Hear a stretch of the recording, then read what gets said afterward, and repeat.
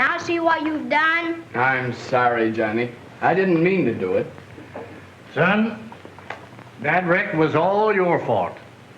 You'll never be an engineer until you learn to handle your trains more carefully than that. Who wants to be a railroad engineer? I'd rather be a racing driver with a car that can go places. Now, just a minute, my boy. Whether you know it or not, you are an engineer right now. Him? An engineer like you, Grandpa? What do you mean? You're as much of an engineer as I am, Tom. And you're running a train of your own every day. Your right-of-way is the open highway on the city street. Your stations are your home, the school, and the stores. Your locomotive is the engine of the car you drive. Your Pullman is the body of your car where your passengers ride. Just like the railroads, you have warning signs to help you make a safe run. Your signals are the traffic lights which guide you along every section. In fact, nearly every railroad safety signal is represented along your way. And of course, the engineer is you. So you see, you are an engineer, though you may not realize it. And because the railroads have set such marvelous records for safety at high speeds, you certainly ought to follow the example of the locomotive engineers. These men drive hundreds of thousands of miles, night and day, summer and winter, year in and year out, making their great safety records. In the last few years, the power and speed of trains have increased tremendously.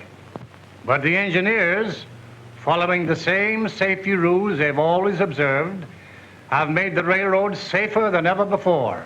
Today, motor cars are faster and more powerful than they used to be. But the manufacturers have increased their safety even more than their speed. Brakes have been made wider and more positive. Safer bodies are of solid steel with turret tops. Knee action springs protect you in case of blowouts and keep you from turning over.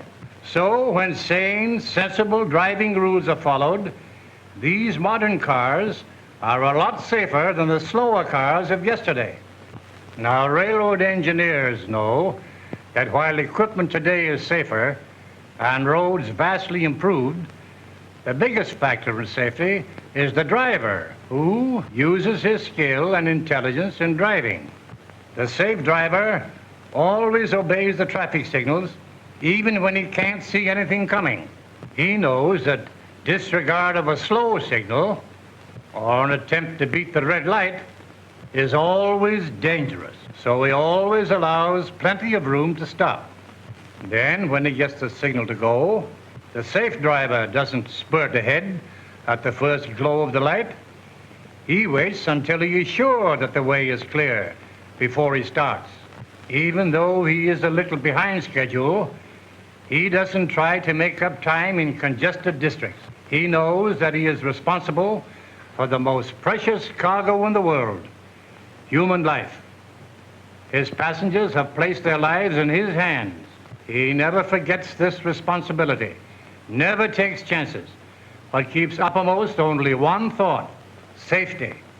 After a long or unusually hard trip, he takes his engine in for a service checkup. This not only keeps it in good shape and lengthens its life, but it helps to retain the safety that was built in when it was new. Sure, all those things are important, but what's that got to do with me? Every one of those things applies to you in your personal driving. You have rules to follow, just as an engineer does when he takes his train out for a run. The engineer of a slow freight never holds up traffic on his section. He pulls over to a siding and lets the faster passenger trains pass. If he has to stop, he gets on the siding so he won't block the right-of-way. On the other hand, an engineer is never given the high ball to start around another train until the right-of-way is clear far enough ahead to give him more than ample time to pass. And of course, no engineer ever crosses another right-of-way without being absolutely certain there are no other trains approaching. Where there are parallel tracks, you never see engineers racing each other to the switch. They observe the courtesies of the road. The engineer knows that every train he passes is handled by an experienced and competent driver. The motorist does not have this advantage, so he must be doubly careful. If all drivers would only stop to think of their responsibility, if they'd only realize that the lives of others are in their hands, if every motorist obeyed the traffic rules like the locomotive engineer, then all drivers would make safety records like the railroads. Gee, Grandpa, I never thought about it that way. But you don't need to worry about my driving anymore. I'm going to run my car like a real engineer.